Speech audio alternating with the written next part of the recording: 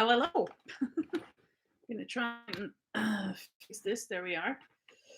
Okay, and like this, so I can see your comments. Just reminding you, if you're watching from YouTube, in order to post comments, you need to have subscribed to the channel. We're doing that because we want to track if some comments are not appropriate or anything like that. Then we're able to find corrective measures. Okay, as we always say, if you are curious, you have questions, and you're watching this and it's not live, it's not an issue. You can simply write a message and I will get back to you. I always review the comments after they are posted. So it's always a pleasure. I'm trying to post the reading list, and I guess I can't. So I'll do this now because some of you always have questions. So those will be in the comments on YouTube. If you want them on Facebook, you just let me know. I can post them. I can always post them. We're just going to wait to see if anybody else is going to be joining us.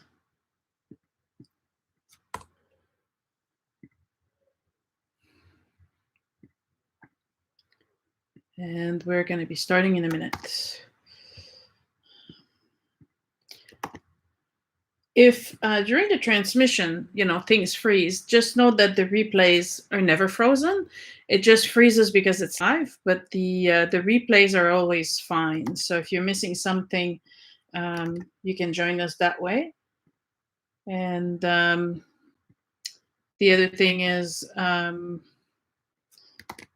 the podcasts are always usually without fail because those are not broadcasted live. So we know that there's no glitches there. So if you want to review it again, then that'll be good. Okay, so I get people everywhere sign up. Remember, you can post comments. As I see the questions, I will answer as I go. Okay, perfect. Let's start. So welcome to tonight's podcast on the Sacred Mystery School of the Greeks, part 6 of the Shamanism across the world. Someone brought up the question of what's the difference between why are we doing the mystery school? We're doing mystery school because the mystery school are based on shamanism. Now, because of society, and you'll see particularly because of the way society evolved and we became more sedentary in bigger regions like of Europe and Greece and Egypt and all these places, you can just keep moving around because then you kept bouncing into people and other what do you call it? Other colonies or other groups or tribes or whatever. So eventually people couldn't just move around like they were before. So they started settling. And when you do that, it kind of goes against the whole idea of shamanism. Shamanism is more of a tribal, nomadic kind of way of living. And we're going to understand that more with the Greeks today because it's easier to track with the Greeks.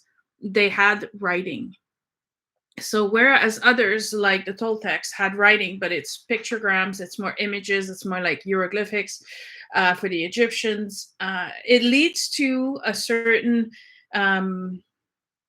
implication that you are putting words or meaning to this image.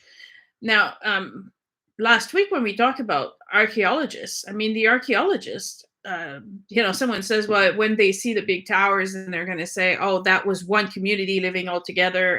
And that's not the case, right? We know better. We don't know our neighbors. So to say that we lived in this great community would not have been true. So we're trying to interpret things with what we know. And so when it comes down to interpreting symbols, to giving meaning to certain things, we're giving meaning to those things based on what our frame of reference is.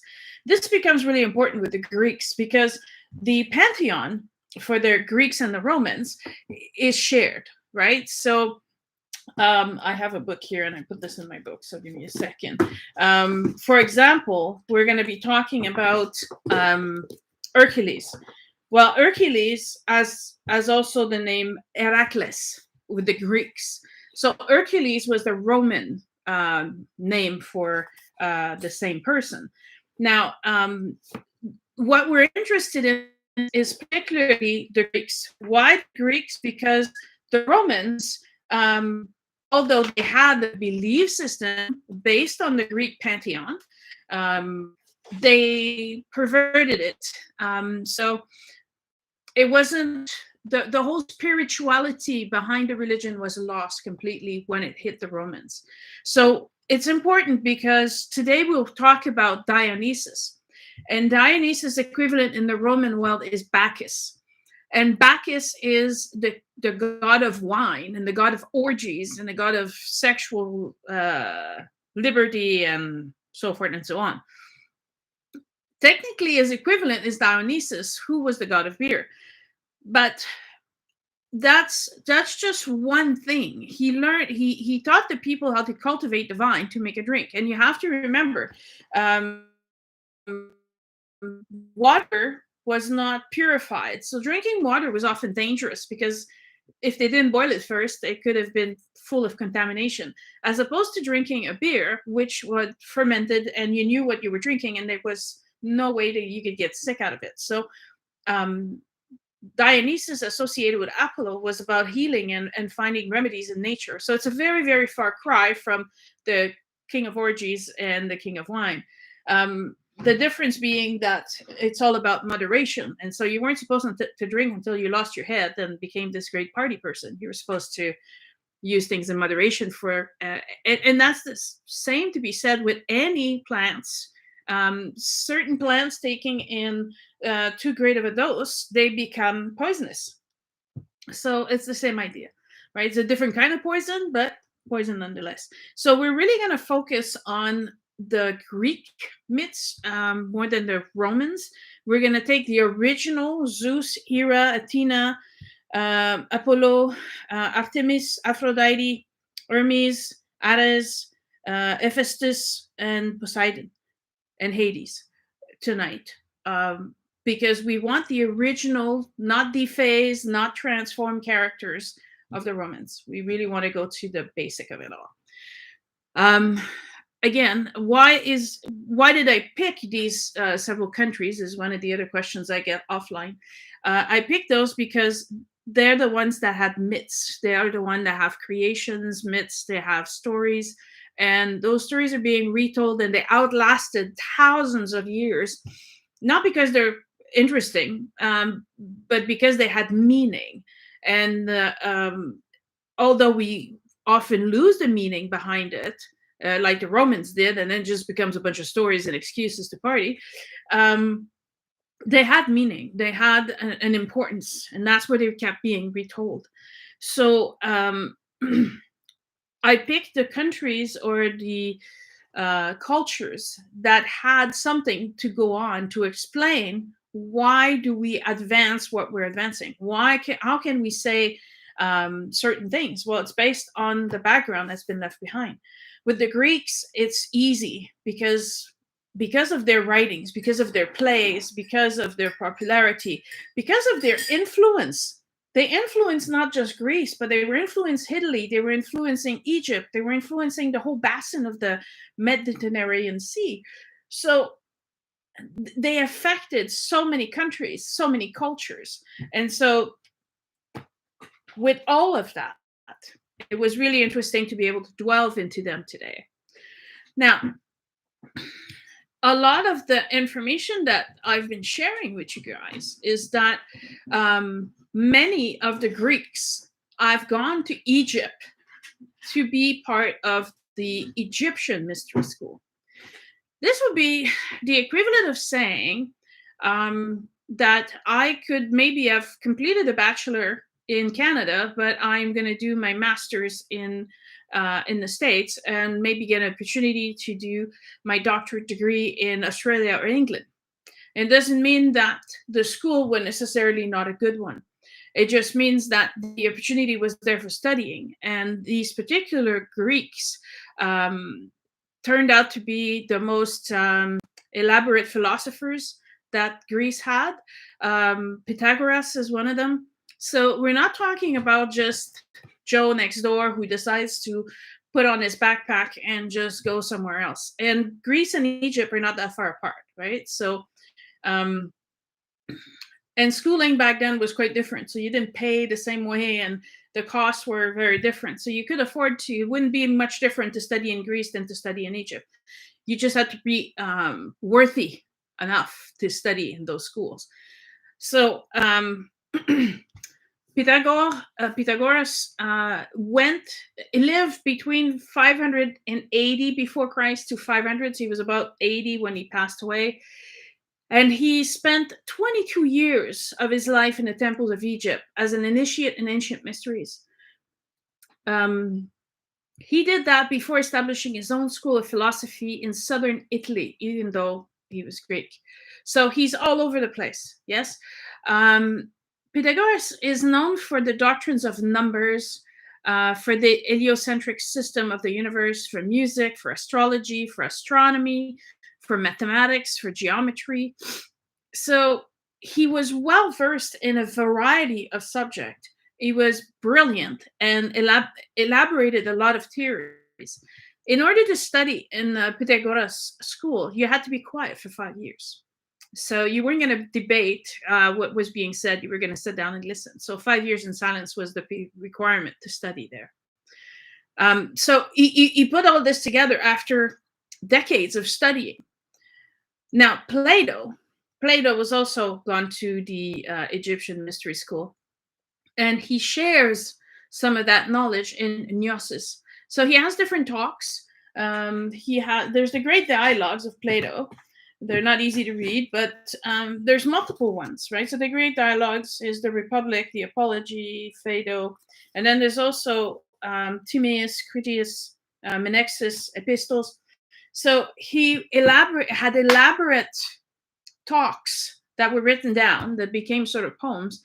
But in Gnosis particularly, he speaks about how the soul can be accessed through the essence of all things, through the path of wisdom. Know that any students of any mystery school is not supposed to reveal the mysteries. They were afraid that if some of the knowledge fell into the wrong hand, it would lead to destruction. One of the person that defied that is Socrates, and the other person was Jesus. But they didn't thought the mystery the way they were taught, but they were trying through different means to get people to realize there was a lot more than just the physical world. They understood a lot, like the lady who speaks of the Huna principle to the world, and from Miguel Guru's sharing the Toltec mysteries outside of the Toltec people. They understand that there's really nothing behind it that can be used in a bad way. The knowledge that you can acquire, it can only bring harm if you're using that to then control people and manipulate people. I mean, but they'll do that anyway. So why not give a chance to everybody to choose, and to choose to save their own self by discovering their own divinity and opening up to this magnificent energy and this sense of belonging that we've lost. So what's surprising is that a lot of people suppose that the Greek mystery school, because of the many Greeks that attended the Egyptian mystery school, is just based on the Egyptians. It's not true. Long before the Greeks were there was a mystery school that came and was influenced by the Mycenaean. And that was 2,000 years before Jesus Christ. So if we compare Pythagoras, that was 500 that we're studying tonight or looking at tonight, is actually 1,500 years older than him. So perhaps what Pythagoras was curious about, just like I am, was to say, okay, so there's a mystery school in Greece, and he went there and he learned things, and it was fabulous, and he's enticed by all this, and he's like, I wonder if there's more to learn. And so he went to Egypt, and then he studied under them. And then he wanted to know, am I missing something? Is there more to learn? Is what can I bring back with me? So to say that the Greek mystery school was based on Egyptian, it's not true. Absolutely not. But is it very different than the Egyptian mystery school? Not much. But I find through all the research that I did that the Odin or the Norse mystery school, the Norse mystery school, the real name is the Odynic Mysteries, and compared to the Greeks are very, very, very similar. There's a lot of the same things.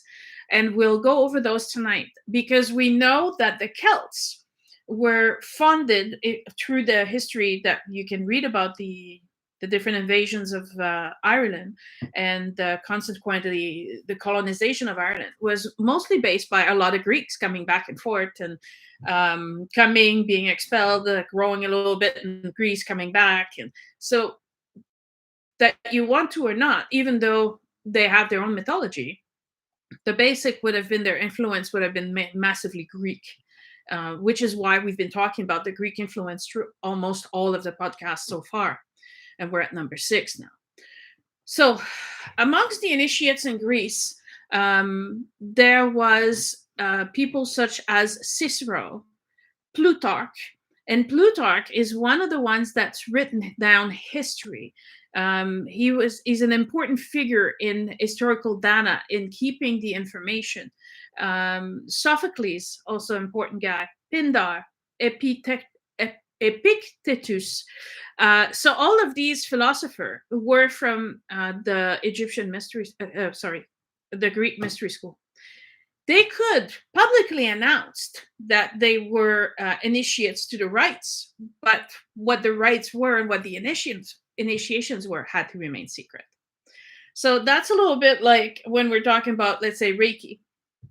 When we talk about Reiki, you can say what we do. We're using energy to transmit to people or places or things, and we're getting this energy from Creator. And then when we talk about the initiation, we can say, well, yes, for each level there's initiation, and for the second and third level there's symbols, but I'm not allowed to reveal the symbols to you because the symbols are held sacred, not so much as a secret. Otherwise, we wouldn't be able to say that they're symbols. This is the same thing. The Greeks understood that it's belonging to this mystery school is not an issue. You can tell everybody. You could even encourage people to join the mystery school because it was very, very important. They could see the importance of this knowledge. But unless you're a part of this school, then the intimate details were not to be revealed. Why is that? Why is that so important? Well, one of the reasons is you're being tested. And if you already know the answer, and you, instead of reacting to this test and instead of proving yourself, you just already know what's expected of you, then you will give the proper answer. But that doesn't mean that you will have necessarily understood the lesson behind it. In one of the temples in Egypt, the Sobek and Horus temple, the initiate had to walk down a well and then have to swim into this entrance that was really, really dark. And they had at the end a choice between a dark entrance and a lighted entrance. One led to sunshine, yes, but it was filled with crocodiles, and the other ones led to darkness, where you were initiated into the mysteries because you were not afraid to face your own darkness. But if you already told everybody, oh, don't pick this door, pick the other door, it's because the student is not ready to find the answer on their own. And what comes after the initiation is that you must do introspection. You must look within yourself. You must look into the darkest recess of who you are, what you've done, and understand what you've learned from this and the damage you might have caused. And so it requires a level of maturity. It requires a level of being able to think. And so the initiates that have passed those tests were able to understand all this. And so they know that it was not going to be advantageous for anyone to actually know how the process works. And that's why the process was held as a secret, so that the people going through the initiation would do so in an open faith, and face their own darkness, and be tested the same way everybody else was tested. Now, Socrates was invited to join the mystery school. But he's one of the great philosophers as well. But he was not to refuse to be initiated into it, because he knew that then he would not be able to speak of the principles that were being taught. And Socrates understood the principles without being a member. He understood the precept that you are created in the image of God, and God is energy, and so therefore so are we. He didn't need to go to a mystery school to understand that. And he wanted to talk about it. And so he didn't want to be gagged. And so by refusing to be initiated, he could say whatever he wanted. And this is important because other people said, well, we how can we get initiated then? You get initiated by the knowledge that I share with you, and then by doing the work that is encouraged of you through all of the podcasts, the suggested exercise, or examining your life. Socrates, it's beautiful that he refused to be initiated, because he proves the point. It's knowledge, and through this knowledge is the liberation that we are in a finite space, and we live and we die, and then we go there. In their case, for the Greeks, they go to Hades, they go to the underworld, and then that's it. You're stuck in the underworld. This is not a whole lot of fun, right? So what's the purpose of living then? Why have children if they're just going to live? They're going to suffer because of Pandora, who released all the misery into the world, and then we die and we go to Hades. Your life needs purpose. Your life needs to be more than just being born, toiling all your life, and then dying. However, if you come to the understanding that you are a soul, and inside this physical form, which is your temple, you have the soul, which is made of energy and light, and you can recognize this energy and this light. The second part of being part of the mystery school is that you recognize then, in essence, that every other human has the same soul and the same light inside of them. And so you start treating people differently. You start living your life differently, because you recognize that divinity is inside each of us. And then further along in your training, you obtain the information that this same light, this same energy is also in everything that is living. So in your dog, in your cats, in your cows, it's also in the trees and the plants. It's now everywhere. So the ultimate idea of the initiate is to understand that you are one with absolutely everything. So we need to treat the world with respect. We need to treat the plants and the planet with respect. All of the stories in the Greek myths are there to explain to us what is a proper behavior. It's kind of a school of teaching. So even to the people who are not even remotely interested in the initiations or the mysteries, they at least get a teaching of how to behave. It's very, very interesting, because in the Greek mysteries, all the women are courted. They do admit that rape does exist, but the gods are not doing that. The gods are far from perfect. They're jealous, they're vindictive, they're vengeful, and they cheat on their wives. So it's not a matter of perfection. In the research that I did, the reason for that is that it's easier to associate with a god that is not perfect, as opposed to trying to emulate something that is. That defies the purpose, because people are automatically discouraged by the fact that they could never be perfect. The other big lesson through the mystery school is that you are already perfect, because the soul is without any stains. The only problem is that being as we enter into this world, we are stuck with our senses, with our distorting our comprehension of what's happening around us. Now, the school that we're going to review today is called Elysian, and it's so close to, because the world is an illusion, just a big play. Interestingly enough, who love plays? The Greeks just love their drama, their tragedy, and their histories. And the school of Elysia had a massive, massive theater that held thousands of people in it. They were trying through their plays to teach us it's the same as living your life. So, depending on what choices you make, the outcome will come to you. If you decide to be vindictive, it's not going to go well, but not for anyone, not just those towards who you are being vindictive. Now, one of the interesting stories of Hercules, as most of you know him, is his 12th task, right? We know that he had to conduct all these tasks because he killed somebody, and as a punishment, he became the slave to the king, and then the king gave him these tasks because Hera, the wife of Zeus, hates Hercules. Why? Because Hercules is the son of Zeus by another woman. So Hera is the most jealous person there is in the pantheon. And then some of us will say, well, rightly so, he keeps cheating on her. Very true.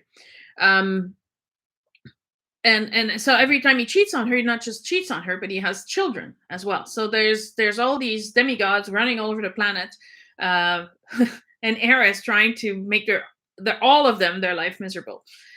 And so Hercules is hidden. Hercules is being punished. He's being persecuted, and Hera is the one giving the tasks to his older brother, to try and make Hercules fail. And the tasks are gigantic.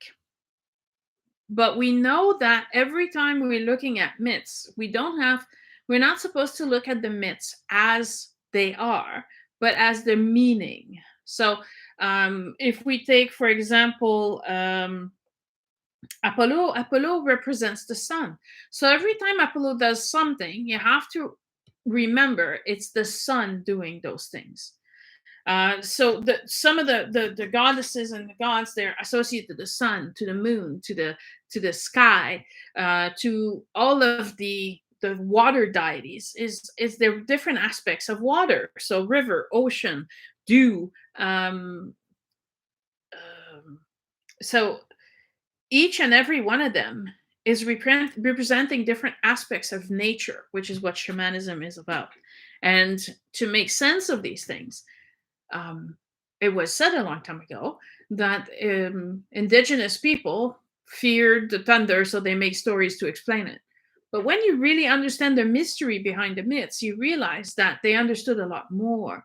But they're trying to explain something without science, without the benefit of what we know, and we can explain with science.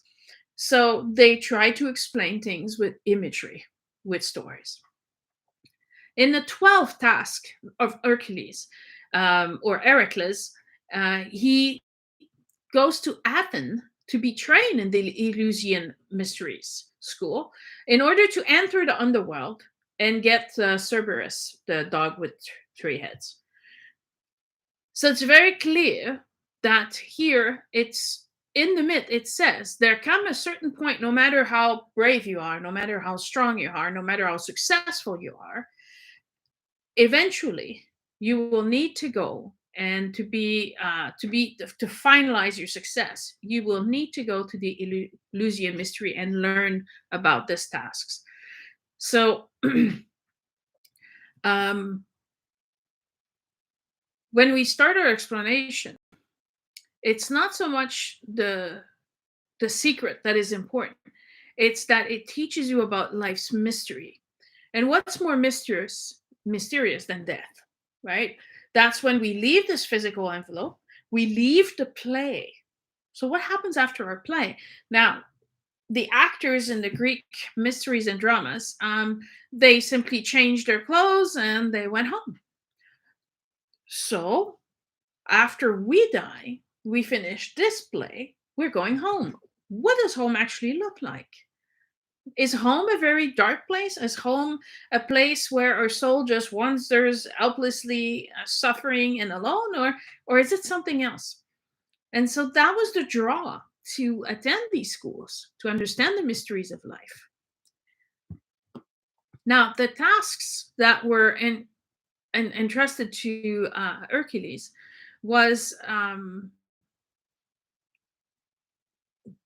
bit of information that tells you what is it that he's trying to accomplish. He didn't attain such power because he was physically strong. He was actually a man quite intelligent and an initiate of heavenly wisdom.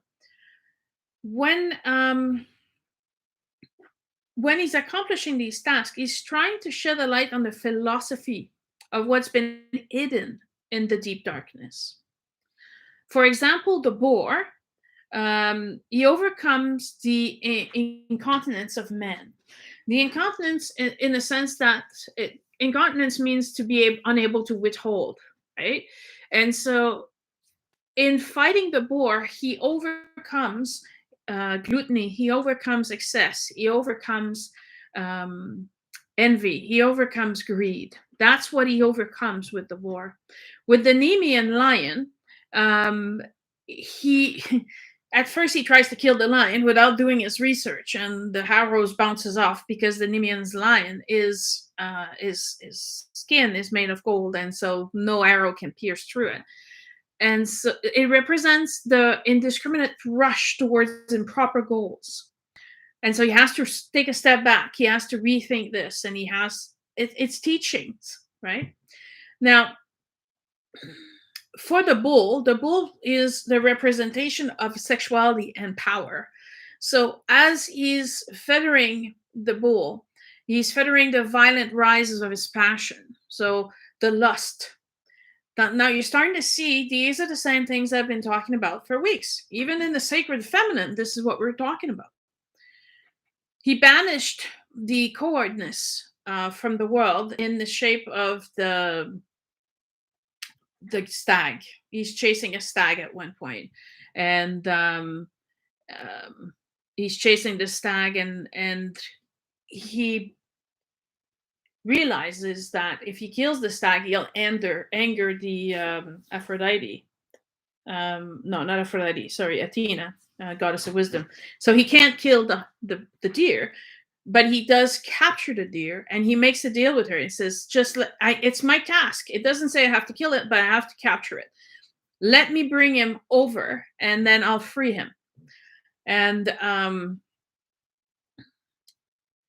he manages to do that, and the king wants to have the deer, and he says, well, sure, if you can have it, if you come and get it. And the king, being very afraid of Hercules, kept hiding in his castle, kept avoiding going outside. And so when he does, he's too slow, and the deer gets away and returns back to the forest.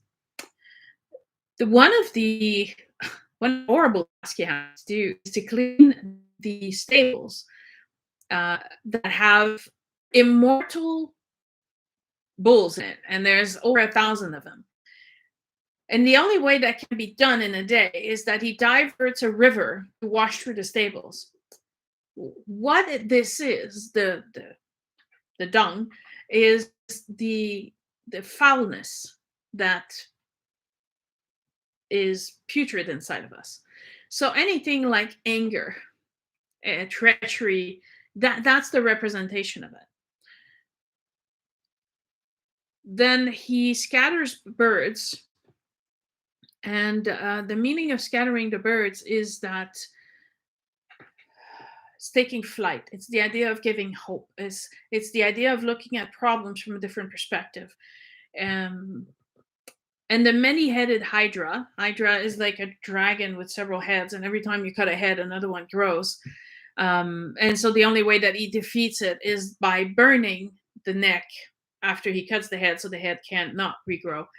Um, it's to stop pleasure for the sake of pleasure.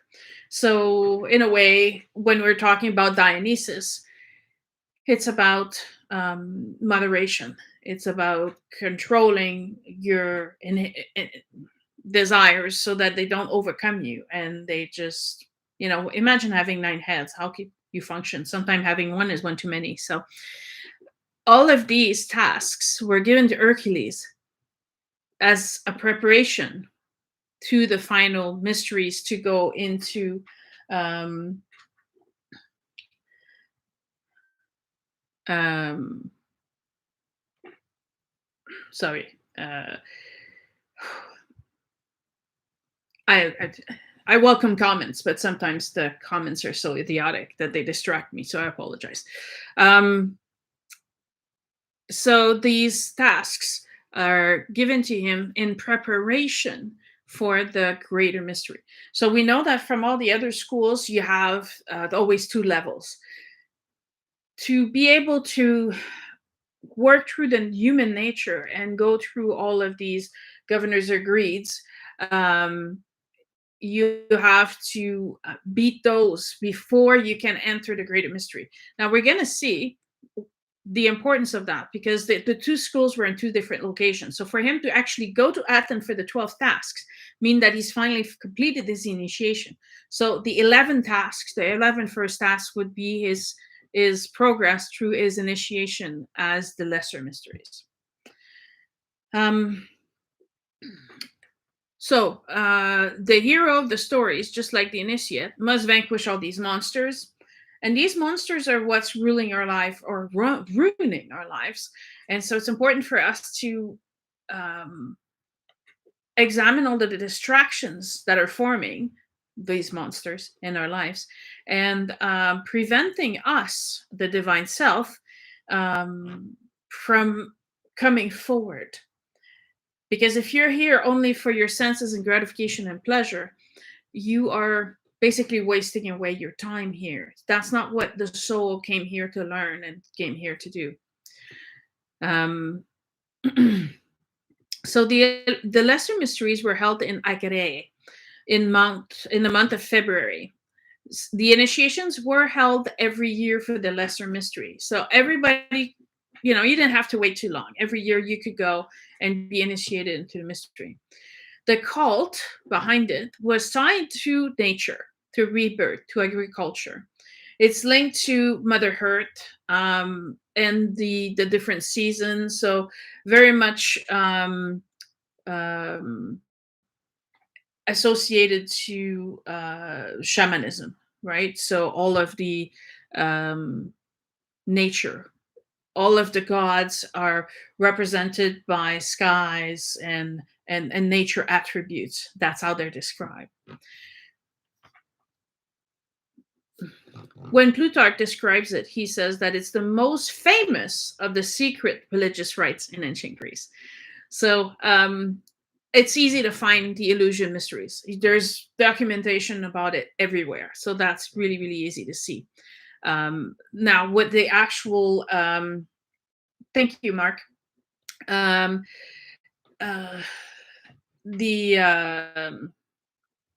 different temples of the Elysian mysteries are always dedicated to Apollo. Apollo's mom was represented by the darkness, because Apollo is the sun, and he's the son of Zeus, the sky, and Mother, the darkness. And out of the mix of the two came the sun, Apollo. And everywhere there was a teaching of the Elysian mysteries, that it's the lesser or the greater mysteries. There's a temple dedicated to Apollo. So you'll find all over Greece many, many temples. This is important because all of these locations are different steps in learning the mysteries. Just like in Egypt, there are several temples dedicated all along the Niles.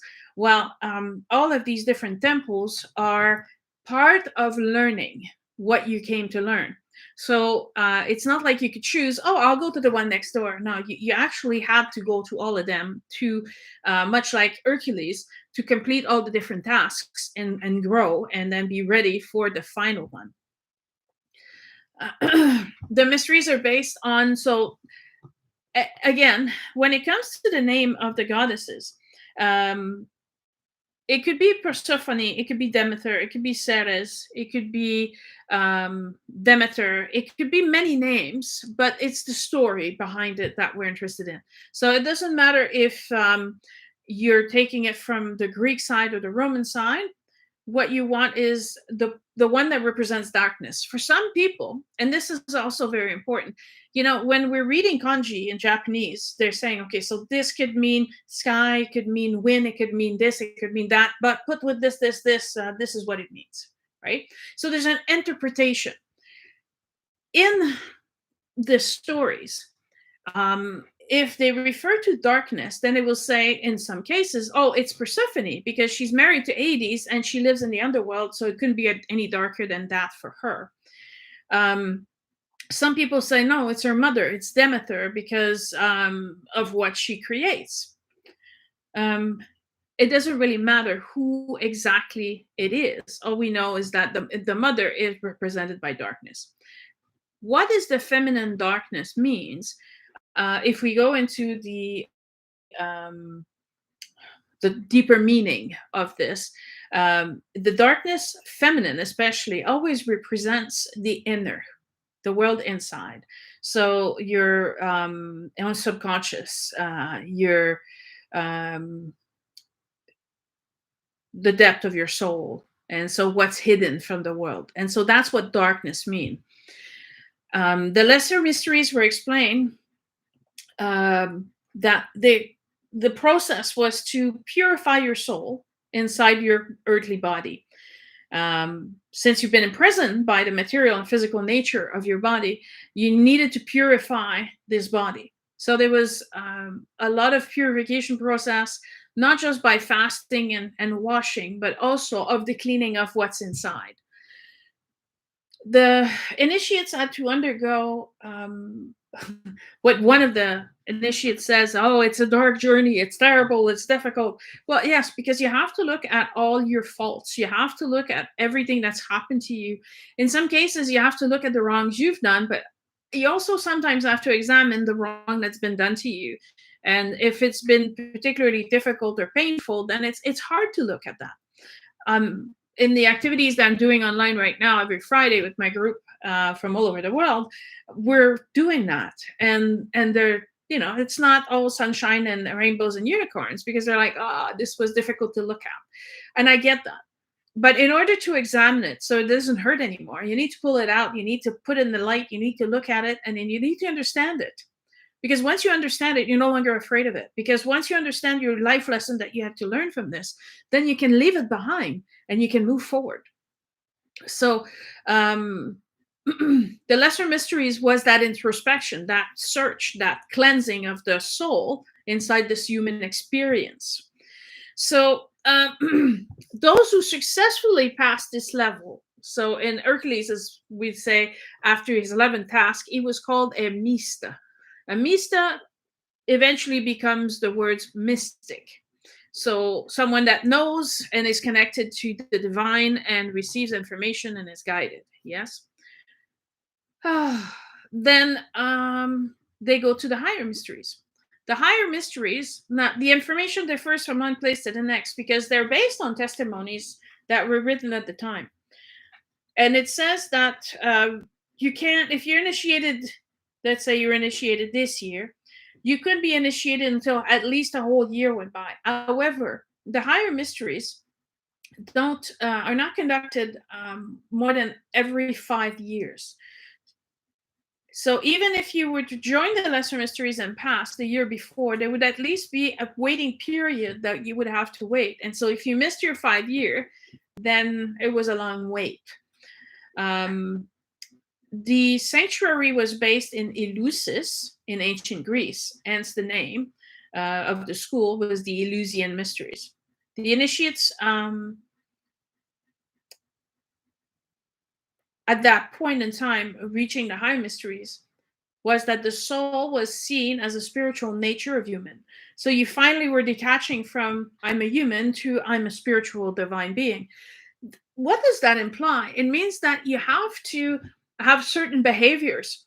You have to have a certain moral code, an ethical code that you need to follow, because now you realize, oh, when I'm doing this, I'm hurting you. I can't do that anymore. You become very aware of the implication of every one of your actions, but also your words and your thoughts.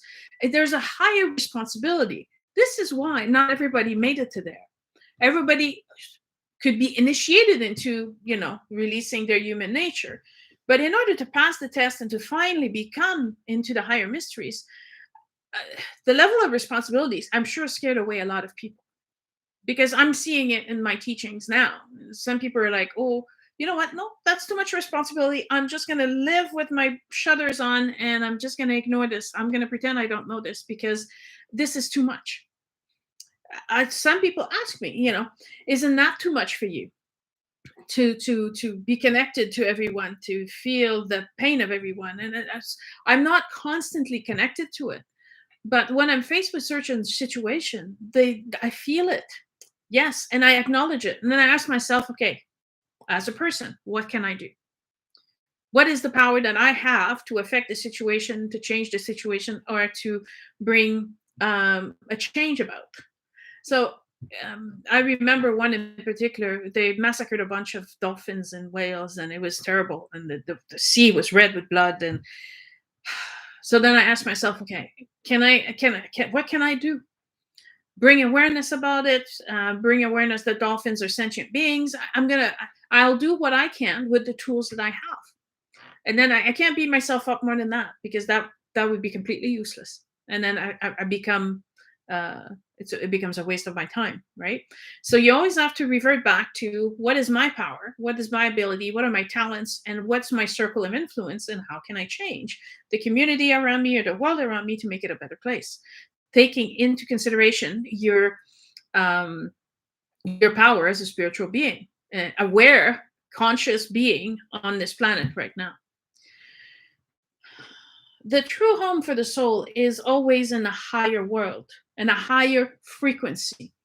That's where that's why, for the Greeks it's Mount Olympus, and for Odin it was Asgard. Asgard is on the top of a mountain. You had to be reached through the rainbow. You were eye her up.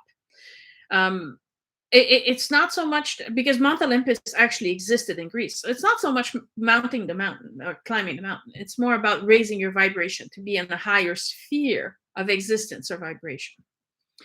That was all included in the higher mysteries.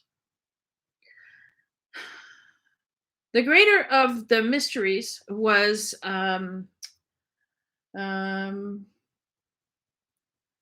finding this balance is hard, yes, and that's why when we go into the exercise, we go into the meditation, and I teach classes about those things. I can't do everything on here. The best I can do is pique your interest, make you curious to want to learn more, and then you can always contact me and ask me if there's other books I could recommend, or if there's any activities that I would suggest. We're working right now on building workbooks, so that after doing these podcasts, then you can actually have a workbook and do the exercise and be more guided into your journey of this growth that we're all hoping to help you achieve. So just stay put. This is coming. It's our project. We were hoping to get that done this year, but we accomplished quite a bit this year. But there's just 24 hours a day. It doesn't seem to be enough for me to be able to accomplish all the projects. So they're not necessarily on hold. They're just, as we're completing them, we're publishing them. And the best place to find all of those is either to join the newsletter or to check on the website. Yeah, they're coming soon, so that's not an issue. Yeah. Okay, so continuing. The greater mysteries, even in the Illusion Mystery School, was also described. That's as much as you can get. 3 days and 2 nights.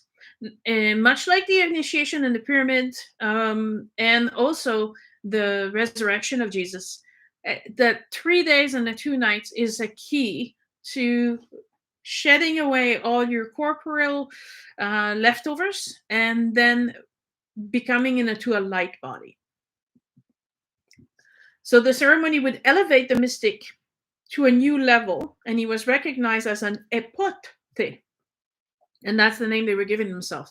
Now, remember, with the Greeks, the Celtics have the bards, and they have the druids, and they always have these different names. The name is that important? No, just recognize that there's different levels, right? And that's how they recognize themselves outside of the school. The higher mystery revelation was that we can rejuvenate our spirit through the most and simple direct methods. And those methods for you, Mark, that you know, is the virtues. Practicing the virtues is one of the best ways to be able to align yourself to a higher vibration. The virtues are generosity, love, forgiveness, compassions. Those are the virtues that if you abide by those, then you will be on the right path. This again requires yourself to ask. I recommend to my student that they meditate every morning to prepare themselves for the day. And then at night, I tell them again, okay, so now take a time before you're going to sleep. Ask yourself, what's happened today? Who did I meet? Did I greet everybody? Was I kind to everybody? Could I have done better? How can you change if you never ask yourself those questions? That's also part of one of the ways that you can really improve yourself, is you need to be able to ask yourself, was that the best I could do? Could I have done better? Whatever it is that we do, we always have to ask ourselves those questions. Sometimes our day is simple and you're like, oh, well, today nothing happened. And yet, today, you went to the mail, you saw someone there. Did you look them in the eye? Did you smile? What did you do? And so the principle of that spiritual regeneration is based on that. The Elysian Mysteries rites, the details of it is, that was, although the most popular one, the most secretive one, which is really interesting, right?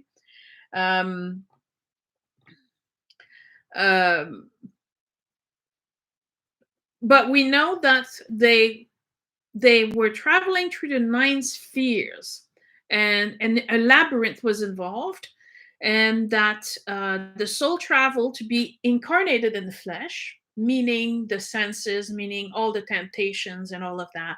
And so you had to travel back out of that. And that's where there's 2 doors to the Elysian Mystery School. You enter the darkness. That's you being born. That's the fall of man. That's the soul being embedded in this body.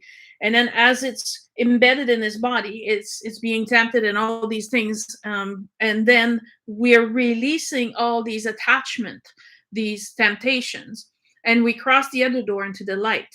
So that's your travel through the Lesser Mystery School right there. And like the Odynic mystery, there's 9 spheres. And we remember from last week, there was 9 worlds. This is where you get your clues as to what takes place, what happens, right? There's labyrinths everywhere in the Greek myths. There's a part of that means walking in the darkness, walking without knowing which direction to go, having to follow your intuition and your guidance and your knowledge and be wise. Perseus gets out of the labyrinth because there's a string, and then he can see, oh, I went there already, so I'm not going to go there. And that's how he's able to finally eventually get out, because he has something to guide him. In the same way, those guidance principle is what was guiding the initiates to the higher mysteries. Now, the release of this prison that we call the flesh or the body is done through, so Mark, be ready, I hope you have a pen handy, humility, charity, chastity, gratitude, temperance, patience, and diligence. And that's how you can awaken your soul and be guided by your soul, because the greatest light is the light that you have inside of you. It's like a lighthouse. And so it lights everybody to find the way to you and helps you find the way out of darkness. Plutarch's description to his experience as a being an initiate. He says it's a long journey with lots of detour in the darkness, so similar to a labyrinth, until the fright is at its highest, until finally the bright light comes. And that makes allusion to the labyrinth, the journey of the myth. And then, like Theseus, he defeats the Minotaur. The Minotaur is your ego.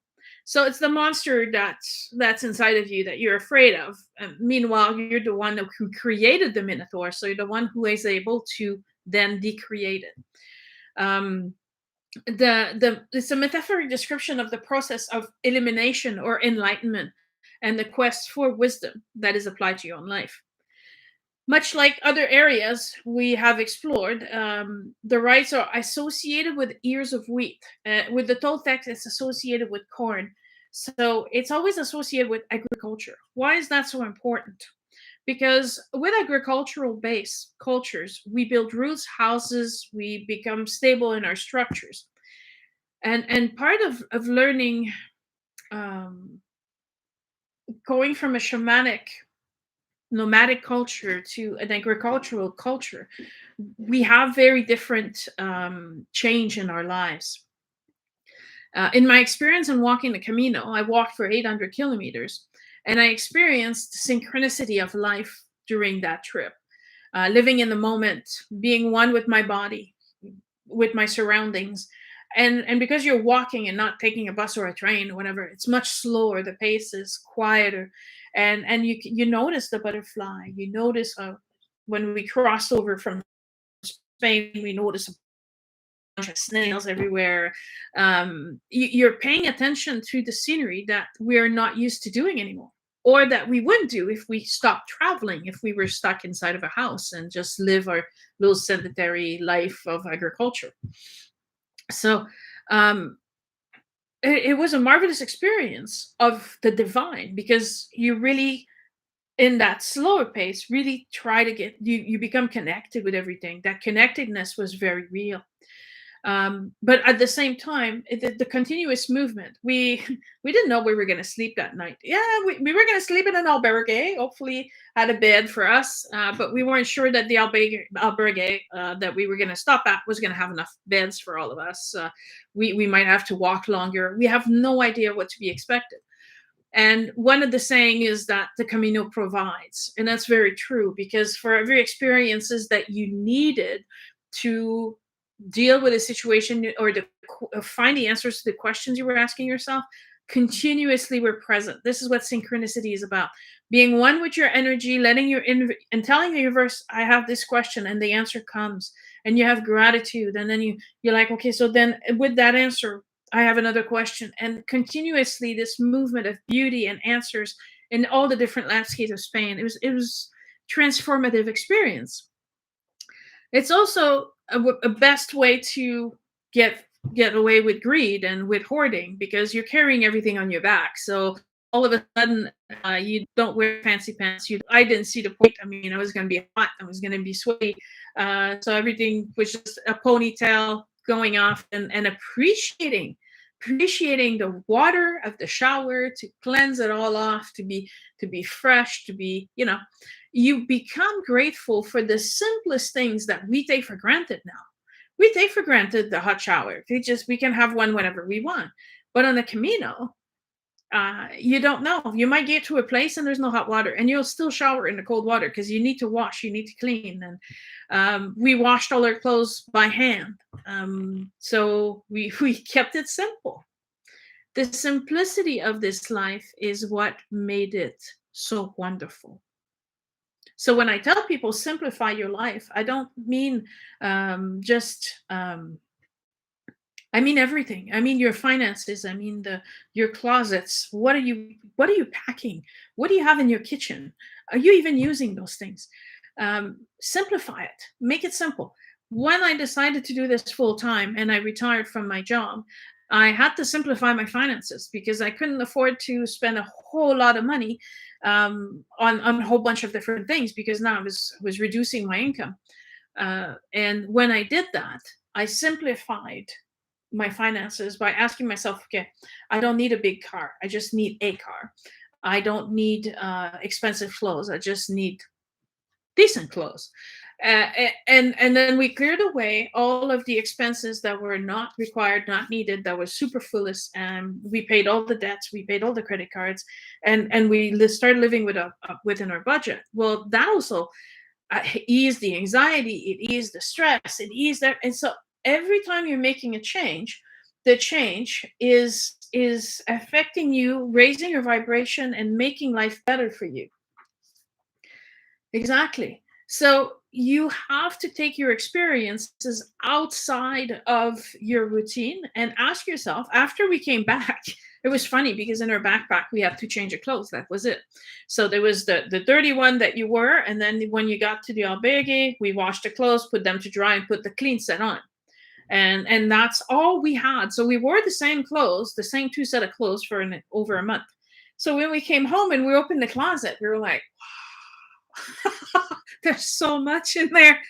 I only need one pair of pants, one shirt, and what helped really thinning everything out is that once you walk for 800 kilometers, I guarantee you lose quite a bit of weight. So we got rid of everything that didn't fit anymore, and we started fresh, and we didn't refill it. We just kept it to where it was, and it was a feeling of lightness that came with that.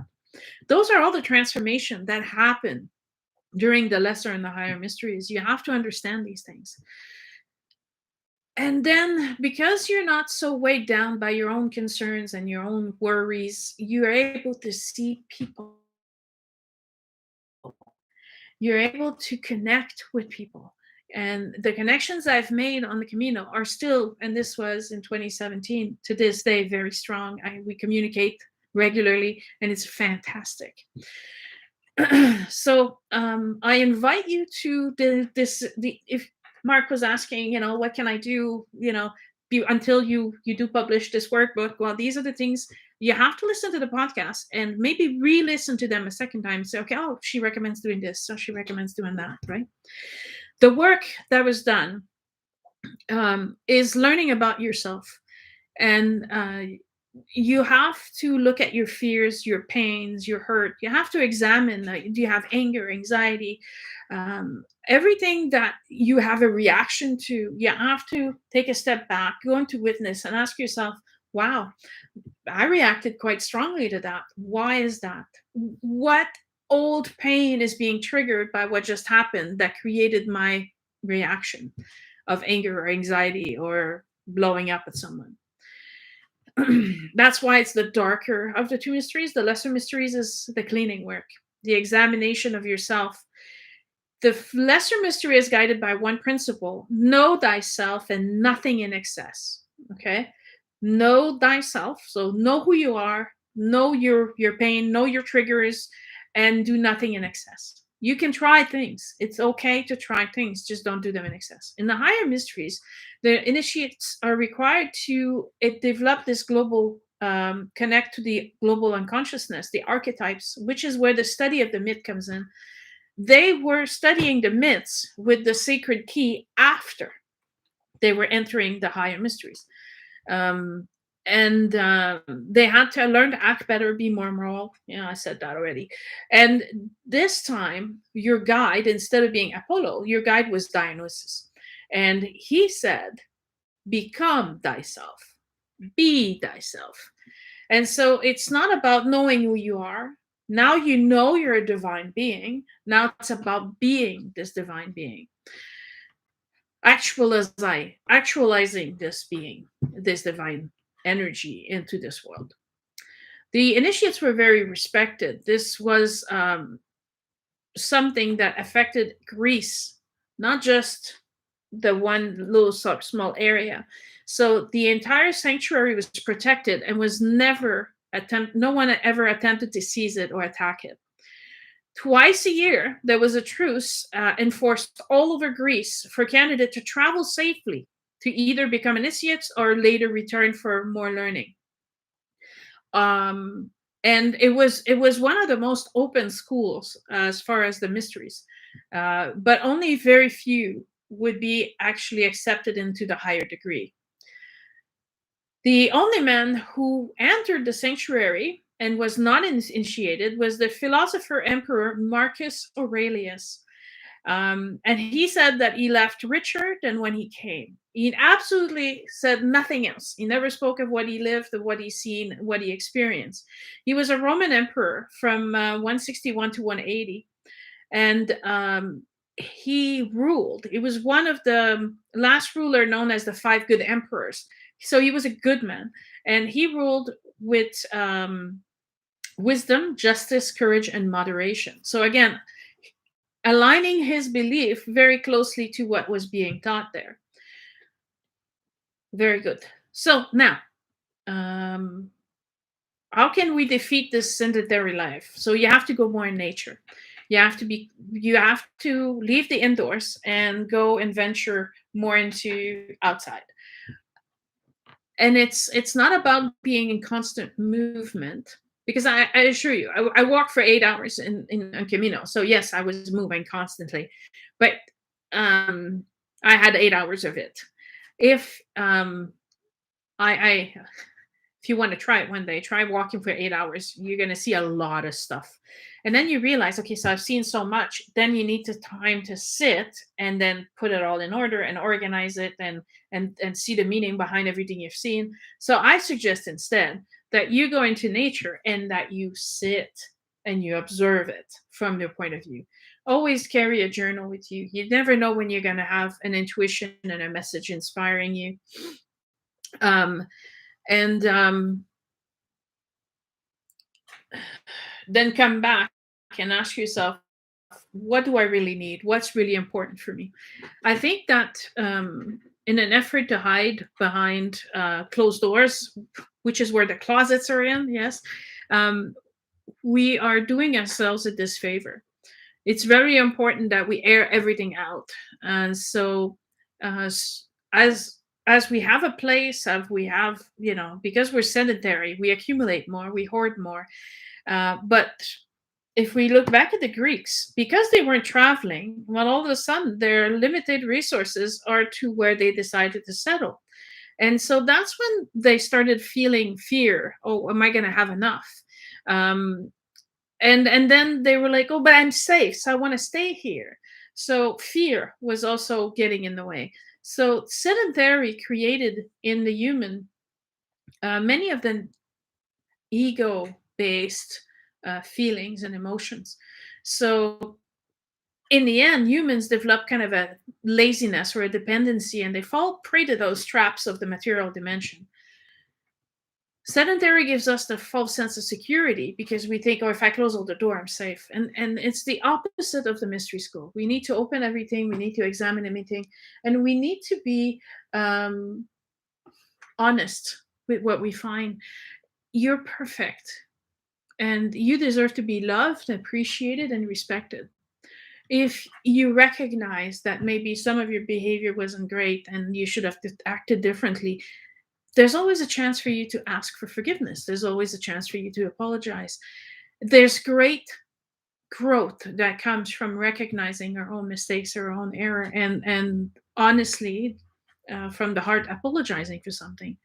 If you think it's too late, or that you can't contact this person anymore, or there might be some dangers involved in doing so, at the very least, you can go inside of your heart and still apologize, and you can still do the work. All right. So it's for everyone. And the Greeks recognized this, that it didn't matter if you were a man or a woman, or if you were a free man or a slave. As long as you spoke Greek, you were able to attend. Now, don't think that this is much of a racism thing. And this is just that I can experience this. I can teach in French and English and Spanish. And although I understand other languages, I couldn't be able to teach in them because there's too many terms that I wouldn't know how to explain them. So when people come to my classes, I ask that if I'm teaching in English, that they at least understand English, or if I'm teaching in French, that they at least have the ability to understand that language, because otherwise it gets too complicated. And you can't be explaining something and then have someone translate and expect it to take the same time, because it simply doesn't. So if I usually take a weekend to teach something, and now someone is translating everything I'm saying, well, how can I possibly cover the same amount of ground and same amount of teaching? It just can't be done. And I think that's the only reason why they were wanting people to speak Greek, is just for the flow of things. The mystery school was really about a better life for the individual, and it was based on the individual practice. Next week, as we're exploring the Eastern monasteries, Orthodox monasteries, we are going to delve deeply into that. What is that individual practice? What does that look like, right? And the Greek mysteries and their gods were, although adopted by the Romans, they lost their spirituality and their meaning. So that's very sad. Now,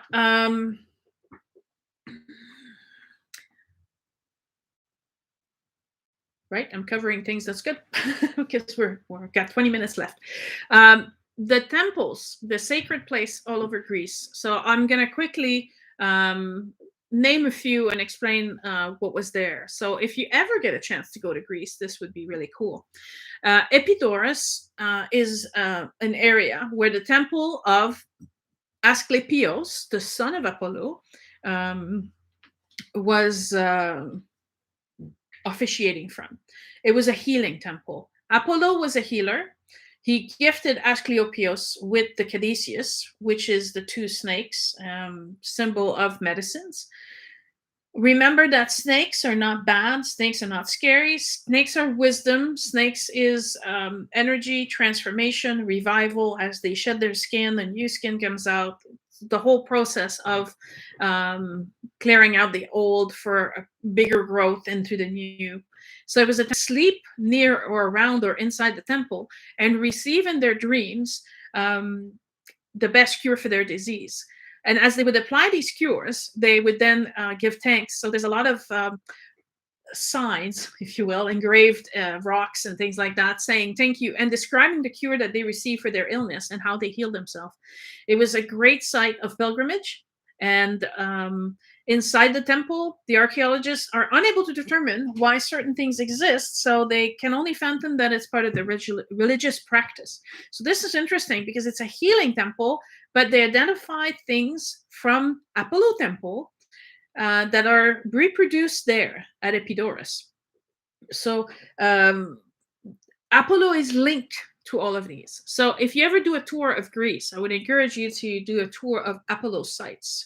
So you might get some, I don't know, intuition, knowledge, something that get downloaded to you. It's one of the trips that we will be taking. The next one we're doing is in Ireland, but eventually we'll make our way to Greece, and this will be the journey. We'll visit all of the Apollo sites in order to hopefully receive and gain wisdom and knowledge from all of these sites.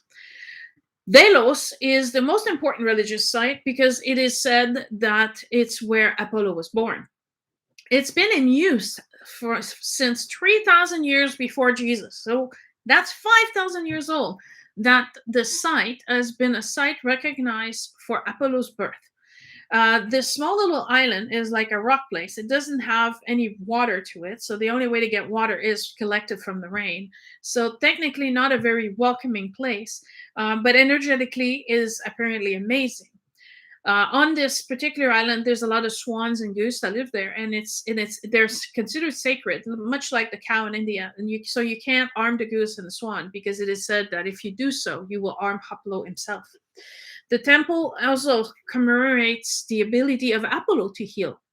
So the first one is his son's ability to heal, and this one is his birth, but there's also healing taking place there. The other big important sites related to Apollo is Delphi, so the oracle sites, and Bassae. Bassae is a third of the site of Delphi, but exactly the same as Delphi.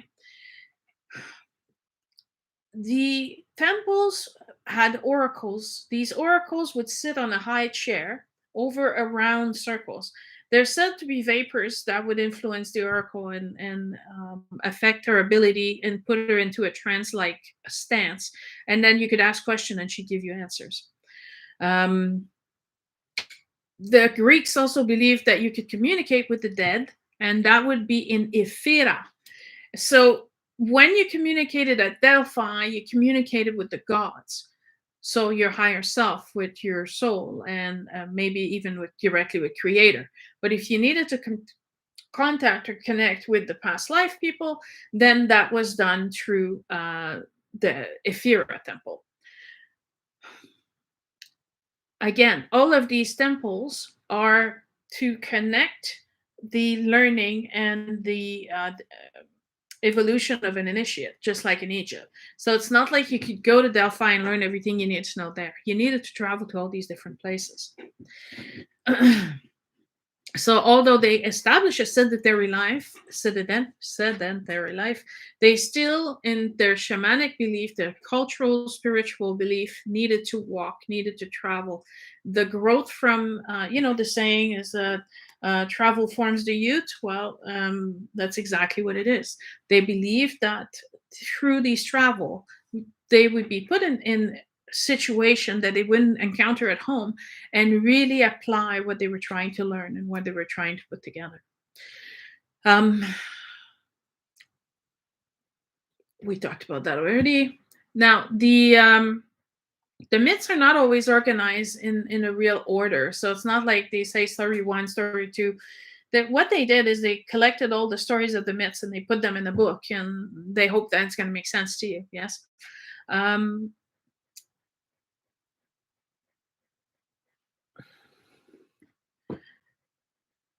For the similarities between the Odynic mysteries and the Greek mysteries, Odin and Zeus both have 12 deities accompanying them, which is really interesting. They're both situated on a mountain. They both travel through. I'll answer that in a second. The both require the initiation to pass through two doors, the one leading to darkness, the one leading to the light. Even Zarathustra has the two doors as part of the initiation. I think it's important that I remind you of these things because you need to see the connection between all these different mystery schools and all these shamanic practices around the world so that you realize how we are all closely connected. We're all too often prone to look at our differences, and you have to start looking instead at what is the same, what unites us.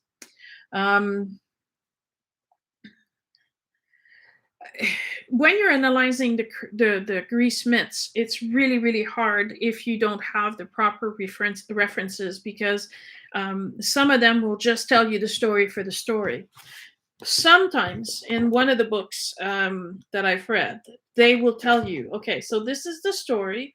However, this is what it means. Let's pause here and see what the meaning of it is. I'll try to find an example. It talks about the story of Niobe, where the story of Niobe, the allegory is that Niobe, the mother, represents the winter. She's vain and she says that she's better than the mother of Apollo, because Apollo's mom only had 2 kids and she has 14, and so she's vain and she says she's better. And in the story, she gets changed into stone, and the statue is placed near where there's running water, and it is said that the stone statue will keep crying and crying, and that's what makes rivers and stuff. Now, the story means that she represents winter. She's hard, cold, and proud, like the stone that she's transformed into. Until Apollo's arrows. Remember, Apollo is the sun. So the sun shining on winter, what happens? The snow melts, the ice melts. And that's what happens. The tears are the emblem that nature thaws itself and spring is coming. And winter's pride has melted. So that's one of the ways. Some of the books will explain those to you, but not all of them do. Also, in one of the books that I was reading, it's the Greek and the myths of Greece and Rome, which they include Bacchus in the transformation of the Roman Bacchus, and so you're missing the whole story of Dionysus, and they're not interchangeable if you're going through the new version of the myths for the Romans rather than going to the original Greek myths. So you have to be very careful if you're really interested in the myths. The Greeks myths have been deformed because of the Romans, so I would go into the Egyptian myths instead with Isis, Osiris. It's much easier to understand then. Okay, continuing, I was actually going to go into analyzing one or two myths here. So the one of Dionysus and the one of Orpheus. So maybe that will help. Orpheus is known as the Tracian Bard. He was the founder of theology. He was the institutor of the morals of the Greeks, the first prophet of the Greek, and also called the Prince of Poets. So he's starting to sound a lot like the Celts, right? The poets and the prophets and all of that. That's what the Druids are. He's the founder. So we're talking about thousands of years old here. He was the first one to teach the sacred rites and the mystery. So the mystery of the Elysian school comes from Orpheus. He's linked to the fountain of wisdom, much like Odin was linked to a fountain of wisdom. Some scholars say that he was influenced by Hindus and their belief system. He was initiated in the Egyptian mysteries, as well as the mysteries of Kaberi. And so that's where the link to Demeter and Persephone comes in, where he would have gotten his knowledge of music and medicine. So the myth says that he married Eurydice, and they lived very happy, but someone started making advances towards her, and she ran away from him. And when she did that, she got bit by a snake, trying to escape. Orpheus tries to go to hell to get his wife back because he really loves her and they're a beautiful couple. But he's told, if you can walk all the way back without looking back, you can have her. And the curiosity, did she change while she was in hell and all that? And he turns around too soon and she gets yanked back and he can't have her. After the second loss of his wife, he goes around the world very, very depressed. He meets a group of women who are merry and want to dance, and he's a musician, and they ask him, please play music for us, and he can't because he's heartbroken. And they tear him to pieces. And they throw his head in the water, and his head continued to talk and call for Eurydice, and eventually his head gets stuck, and he keeps talking through the ages. He keeps spreading his message. And his lyre, the instrument of music they use, was put in as a constellation because the god said that they wanted to honor him. Now, what does that represent? Eurydice represents humanity who dies from the snake bite, the false knowledge, and is imprisoned in the underworld. The underworld is the ignorance, right? So we're stuck. We think we know things, but we really don't.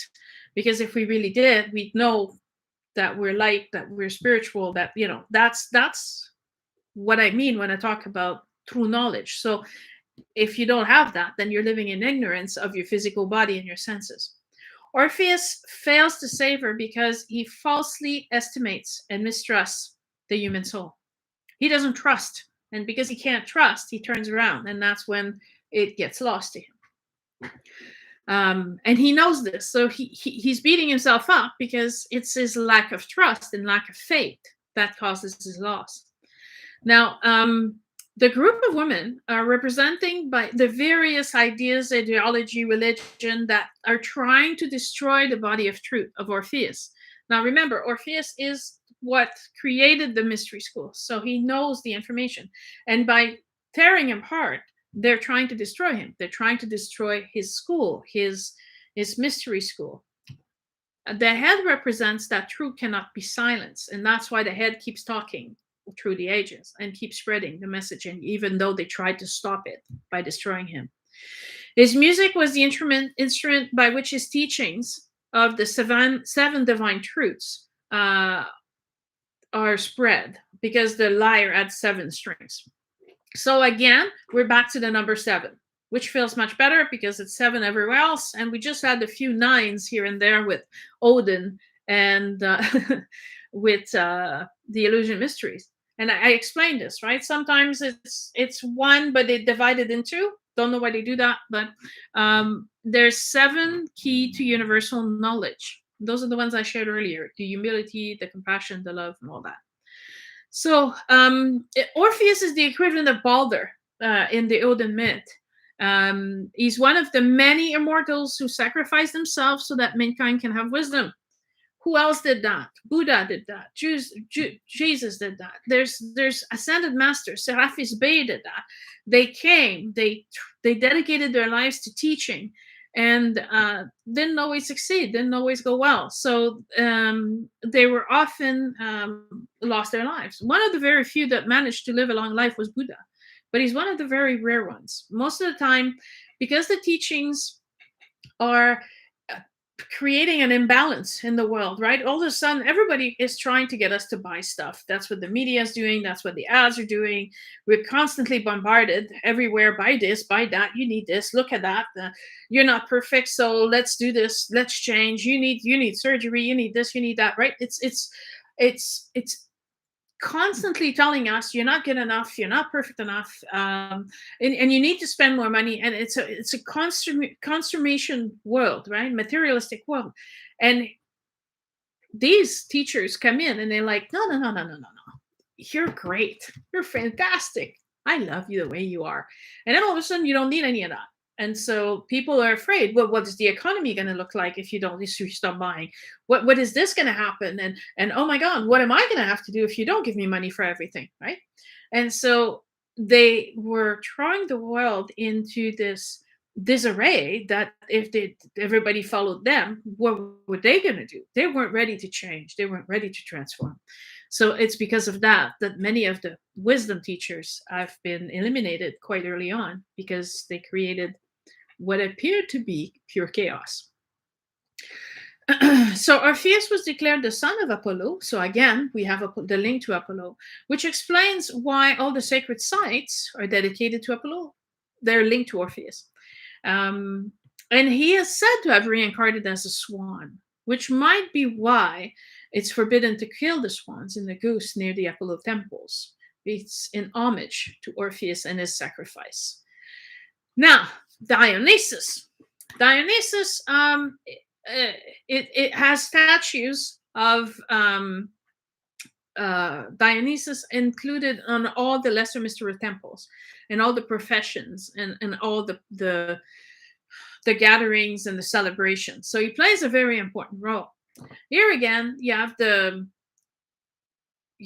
male coming to do a transformation, a rebirth.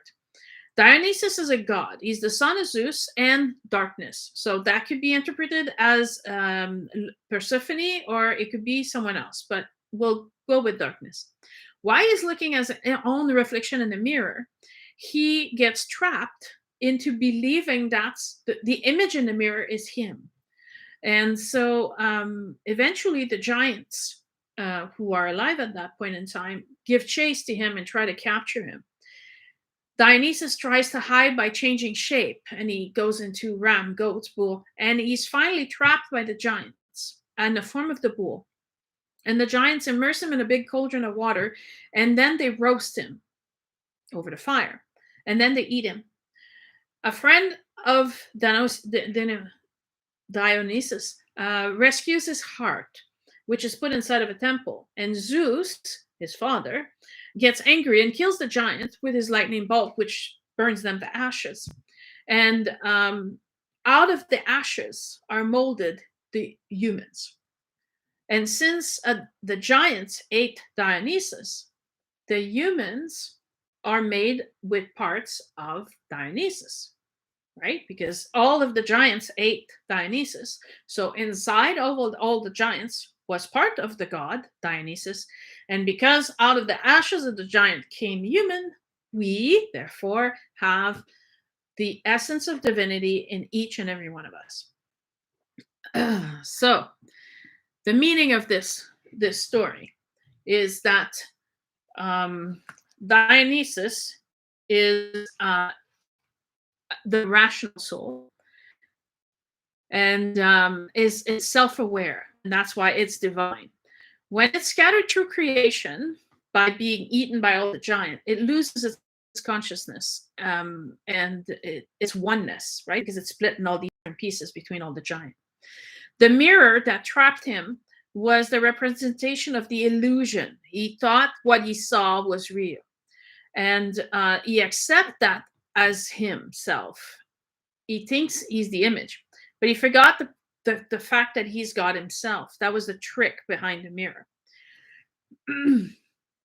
So the immersion by water is the purification, and the roasting by the fire is the cleansing.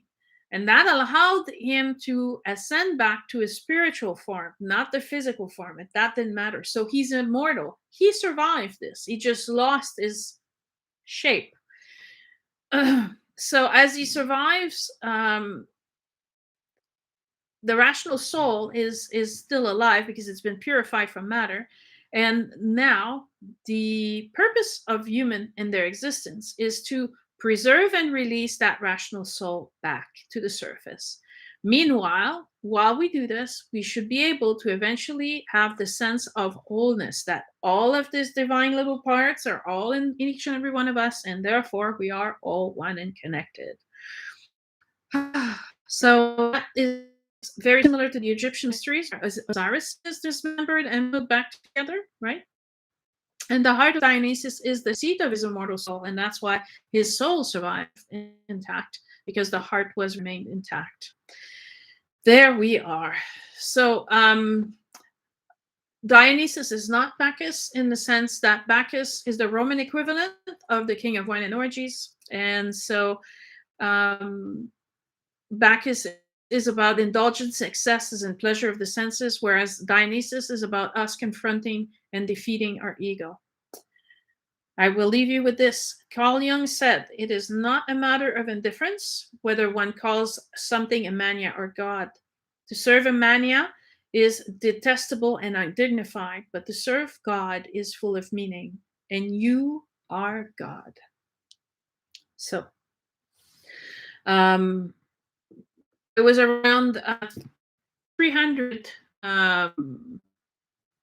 before Christ that don't leave yet. I had to close the podcast because the podcast only allows 9 minutes, but I have a few more things to say, so you get bonus on the videos. It was 300 before Christ that the state took over the control of the mystery school, and it was controlled by two families, Eumopedia and the Kerikis. And then when this happened, anyone could join as long as they didn't commit murder and were not a barbarian, meaning they spoke Greek. And it eventually died 400 after Jesus Christ because Theodosius destroyed all of those who did not embrace the Christian faith. Now, in conclusion, Plato said, when a man has devoted himself to the mystery, to bridge to the divine, and come to feel at home with it, at home with your own divinity, they suddenly arise, raise your vibration, as if kindled by a jumping spark, something like a fire in the soul. And that's where the fire is so important. It's part of the purification process. And from there, it continues to feed itself. So if you want to really examine something about the mysteries, I would actually say that you could try reading Socrates and Plato if you're interested in the Greeks. Again, not an easy read because it's written in Greek, it's translated.